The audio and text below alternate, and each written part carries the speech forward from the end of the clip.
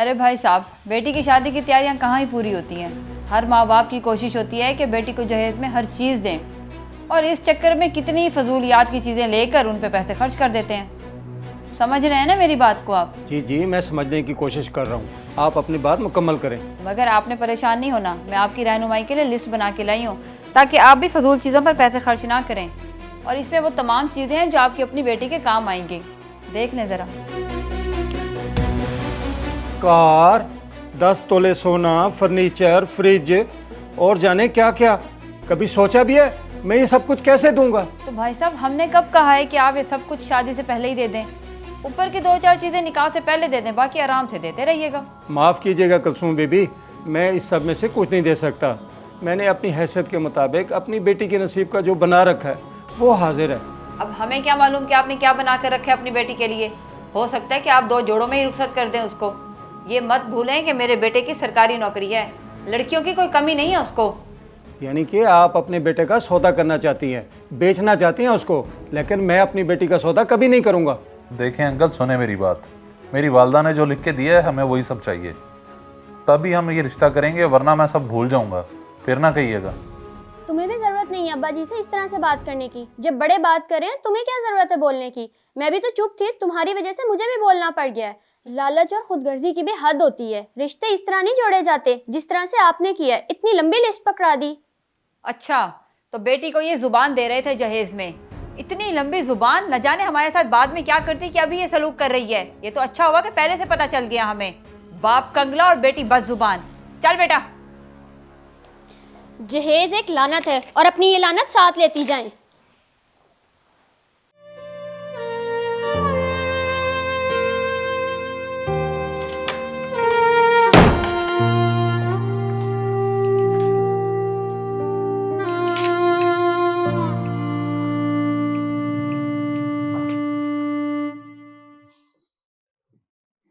या अल्लाह, ये क्या हो गया? ये मत भूलें कि मेरे बेटे की सरकारी नौकरी है, देखें लड़कियों अंकल, की कोई सुने कमी मेरी नहीं है बात। उसको। मेरी वालदा ने जो लिख के दिया है हमें वही सब अब चाहिए। हमें क्या मालूम कि आपने क्या तभी बना हम कर ये रखा है रिश्ता अपनी बेटी करेंगे, के लिए। वरना मैं सब हो भूल सकता है जाऊंगा। कि आप 2 जोड़ों में ही रुखसत कर दें उसको। और बेटी बस जुबान। कंगला और बेटी बस जुबान। बेटी, ओ बेटी। अब्बा, अब्बा क्या हुआ आपको? अब्बा,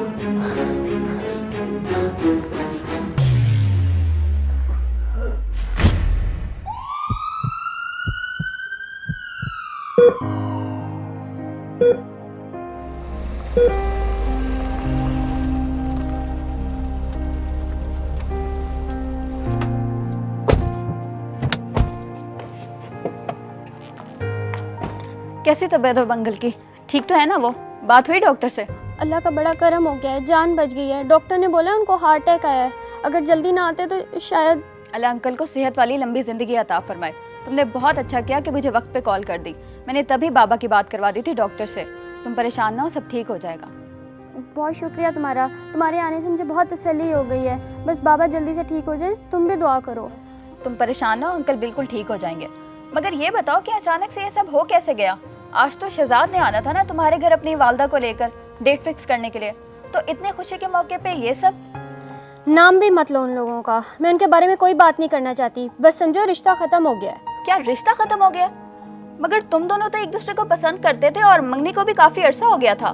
फिर अचानक से डेट फिक्सिंग वाले दिन रिश्ता कैसे खत्म हो गया? मुझे तो कुछ समझ में नहीं आ रहा। अगर कोई गलत फहमी हुई है तो मुझे बताओ, मैं कॉल करूं शहजाद को? नहीं, बिल्कुल भी नहीं। बाबा की इस हालत के जिम्मेदार सिर्फ और सिर्फ वो माँ बेटे हैं।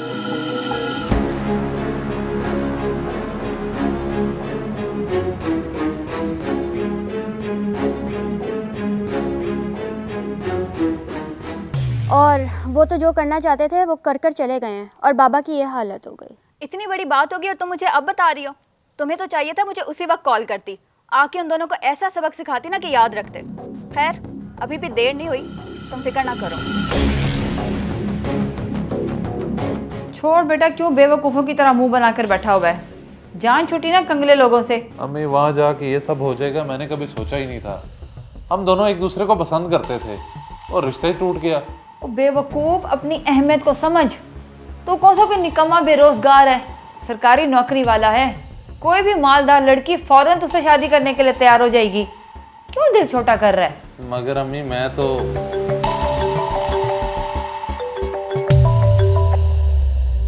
हेलो हेलो शहजाद, मैं फ़रा बात कर रही हूँ। मैंने सुना है कि आपका रिश्ता टूट गया सुमैया से। क्या ये बात सच है? हाँ, मगर आपको किसने बताया? ऐसी बातें भला कहाँ छुपती हैं, पता चल ही जाता है कहीं ना कहीं से। वैसे एक बात बताऊँ, वो आपके लेवल की थी भी नहीं। बहुत अच्छा हुआ कि आपका रिश्ता टूट गया उससे। मुझे भी इसी वक्त का इंतज़ार था। आपकी बातों को मैं समझ नहीं पा रहा। ज़रा साफ और वाज़ेह तरीके में बताएं ताकि बात समझ तो आए। वैसे इतने भोले आप हैं तो नहीं कि मेरी बात आपको समझ ना आ सके, मगर फिर भी अगर आप समझना चाहते हैं तो मिल लें मुझसे इस वक्त। क्या आप फिजियोलॉजिस्ट आ सकते हैं? पहले मुझे ये बताएं कि आप हैं कहाँ, मैं आपको पिक कर लेती हूँ अपनी गाड़ी में। जी जी, मैं बताता हूँ आपको। और बेवकूफ़, उसकी बात को समझ। वो कह रही है तुझे अपनी गाड़ी पे आके पिक कर जाती हूँ और तू जी जी मैं किए जा रहा है। ठीक कौन ये? कोई अमीरजादी लग रही है मुझे तो। अम्मी सिर्फ अमीरजादी नहीं, बहुत बड़े बाप की बेटी है ये। मेरे और सुमैया के साथ ना ये यूनिवर्सिटी में पढ़ती थी, लेकिन पहले तो कोई ऐसी फीलिंग्स नहीं थी। अब अचानक से उसने ऐसे क्यों कॉल की है, मुझे समझ नहीं आ रहा। तू जहन पे जोर मत दे, मुझे सारी समझ आ गई है। उस मनहूस के रिश्ते की वजह से तुझसे आज तक बात नहीं कर पा रही थी, लेकिन अब उसको पता चला कि तेरा रिश्ता ख़त्म हो गया तो तुझे उसने फ़ोन कर दिया। मिलने के लिए बुला रही है ना, तो चला जा। मुझे यकीन है वो तुझसे शादी करना चाहती है। मगर अम्मी मुझे थोड़ा सोचने का मौका तो दें। उसने कॉल की और मैं मुंह उठा के चला जाऊं, क्या सोचेगी वो? जब वो बुला भी खुद रही है तो क्यों कुछ गलत सोचेगी? तू जा उसके पास, ये गोल्डन चांस मिस ना कर। अच्छी किस्मत दरवाजे पर दस्तक दे रही है। जा ना, रास्ते में कॉल कर लेना उसको। अच्छा बाबा, जा रहा हूँ। अच्छा तो ये बात है, अगर आप मुझे पहले से पसंद करती थी तो आपने इजहार क्यों नहीं किया? मेरा मतलब कि यूं अचानक से कैसे? वजह सिर्फ यही है कि पहले आप और सुमैया एक दूसरे को पसंद करते थे और शादी करना चाहते थे, मगर अब तो आपका रिश्ता ही टूट चुका है। तो क्या मुझे हक हासिल नहीं अपनी मोहब्बत को पाने का? मुझे बस आपकी रजामंदी का इंतज़ार है। अच्छा चलो, मान लिया कि हम दोनों शादी के लिए राजी हो जाते हैं, तो क्या आपके घर वाले भी कबूल करेंगे? जी मेरे बाबा राज़ी हैं, उनकी आप फिक्र ना करें। और वो किसी भी किस्म के क्लास डिफरेंस को नहीं मानते। बस आप बताएं कि आप कब आ रहे हैं मेरे घर अपने वालिदैन को लेकर। बस यही खदशा था जो दूर हो गया। चलें, मैं आज ही अम्मी को लेके आपकी तरफ आ जाता हूँ। और आपको बताऊँ कि मैं भी आपको कहीं ना कहीं पसंद करता था, बस सुमैया की वजह से आपसे इजहार नहीं कर पाया, क्योंकि हमेशा वो पीछे पीछे ही रहती थी। चले अब मैं चलता हूँ, जाके अम्मी से बात भी करनी है आखिर। अल्लाह हाफ़िज़।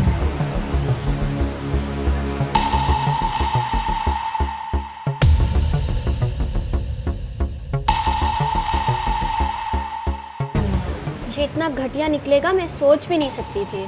तुम फिक्र ना करो, पिक्चर अभी बाकी है। अभी तो इसको इसी की नज़रों में गिराना मेरा काम है। एक दफ़ा आने दो बस। वेटर,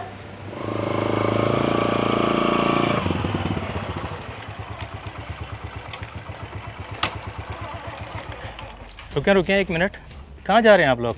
खैरियत तो है? किससे मिलना है आपको? और भाई हो कौन आप लोग? बात करने की तमीज़ नहीं है तुम्हें? मैं फरा की होने वाली सासू माँ हूँ और ये मेरा बेटा, इसका मतलब है उसका होने वाला शौहर। हटो, हमें अंदर जाने दो। देखिए बात सुने मेरी, आप बगैर इजाज़त लिए दाखिल नहीं हो सकती अंदर।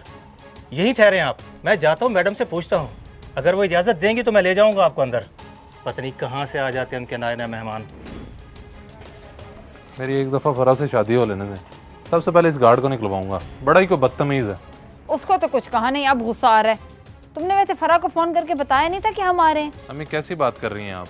मैंने फरा को बताया था फ़ोन करके, वो शायद इस बदतमीज़ इंसान को हमारे आने का बताना भूल गई होगी। मैडम बाहर एक लड़का और उसकी वालदा आई हैं, वो कहती हैं कि वो आपके होने वाले। आई नो, देख चुके मैं मोबाइल पे, मगर फ़िलहाल तुम उनको बाहर ही रोक के रखो ताकि उन्हें उनके औकात अच्छे से पता चले। जी ठीक है मैडम। हाँ भाई सुमैया, आ गए जहेज़ के लालची लोग। चलें फिर बाहर, अगर तैयार हो तुम। देखिए मैडम साहिबा कह रही हैं कि आप लोग बाहर ही रुकें। बाहर ही रुकें? खुद बुलाया और हमें कह रही है बाहर रुकें। फरा ये क्या तरीका है, खुद बुला के हमें बाहर रोक दिया तुमने? इसको तुम दोनों के साथ ऐसा करने के लिए मैंने ही कहा था। मगर बेटी, हमें इस तरह घर बुलाकर बेइज्जती करने का क्या जवाब बनता है? क्योंकि तुम लोग हो ही इसी काबिल। जहेज़ के लालच में आके एक शरीफ लड़की के साथ रिश्ता ही तोड़ दिया और इसी वजह से उसका बाप आज अस्पताल में दाखिल है। हार्ट अटैक आया अंकल को। कसूरवार वो हैं, रिश्ता हमने नहीं उन्होंने तोड़ा था, लेकिन तुम हमारे साथ ऐसा क्यों कर रही हो? पीछे रहकर बात करो, अपनी हाथ में रहो, पीछे हटो। एक मिनट अरशद, मैं बात कर रही हूँ ना। और तुम्हें ज़्यादा झूठ बोलने की ज़रूरत नहीं है। बहुत अच्छे से जानती हूँ मैं तुम्हें और तुम्हारी असलियत को, वो भी यूनिवर्सिटी के टाइम से। मैंने हल्का सा इशारा क्या किया, तुम तो आगे दुम हिलाते हुए। सुमैया 1 मिनट के लिए बाहर आना ज़रा। अच्छा, तो ये सब इसकी वजह से हो रहा है और इन दोनों की मिली भगत है, देख रही हैं अम्मी? हाँ, ये सब हमने मिलके किया है, तो जो करना है कर लो। और बहुत ही कोई ढीठ लोग हो जो अब तक यहाँ पे खड़े हो कि शायद अंदर ही बुला ले। बहुत गलत किए तुम दोनों ने, पछताओगी तुम दोनों। जानती नहीं हो तुम हमें। भला औकात ही क्या है तुम्हारी हमारे सामने? मेरे घर की नौकरानी भी तुमसे बेहतर है। अब जाते हो या धक्के दे के निकलवाऊं तुम्हें? ठीक नहीं किया तुम दोनों ने, और ये सब हम पूरी जिंदगी याद रखेंगे, और तुम भी याद रखना। हम भी यही चाहते हैं कि पूरी जिंदगी तुम लोग ये सब याद रखो।